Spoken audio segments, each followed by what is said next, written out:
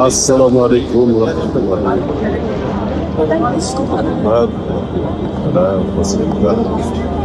Haram-ı Şerif'te tabii ki bu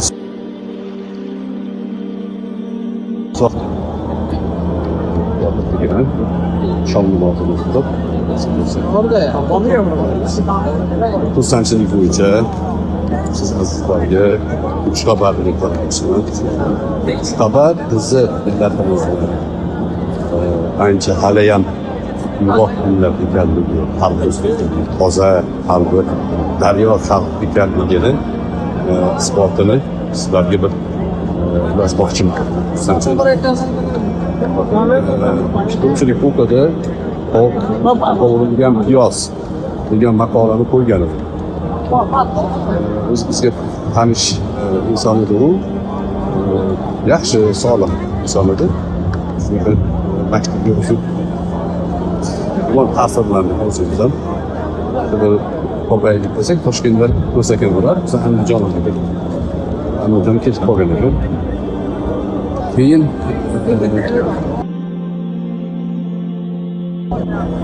grafman ostida qo'ydik. Bir keyin so'ragani yo'q, kartamni qo'yib bering degani yo'q. Hech narsa so'ragani yo'q. Holatiga shukur qilib, vaziyatidan xursand bo'lib, haqiga duo qilib, haqiga qo'ydik. Endi shaxsiyim ko'rib ketdi. Kartasini bering, telefonini bering, sevasizlarmi? Hatto davlat miqyosidagi insonlar ham chiqishtirib turgan. Hatto Andijondagi qoziyoq muftiy hazratlarining tashabbusi bilan alohida shu xonadonda xabar olishdi. Xonadondagi xursandchilikni endi tasdiqlayverasiz. Qovurilgan piyoz mazali taom, to'g'ri. Lekin buni xayriyasi, buni ehsoni undan-da mazali bo'ldi. Barchalarga tashakkur. Maqsadimiz qandaydir pul yig'ish masala rostdan shuning uchun kalta qo'ymagandik. Lekin so'ragan odamlarga, so'ragan yaqinlarimizga tashadik.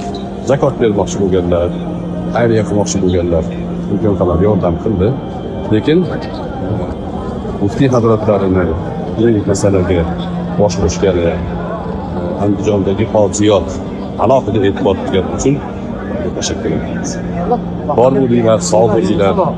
Sizlarga o'xshagan shu xalqimizning ulug' vakillari, qalbi daryo vakillari, taqvo bor qalbida, ehsoni bor qalbida insonlar ko'paysin. Inshaalloh kelajak buyuk bo'lishini bir belgisi mana shu. Alloh taolo yaxshiliklarda hamroh qilsin. Sizlarga ko'p Assalomu alaykum va rahmatullohi va barakatuh.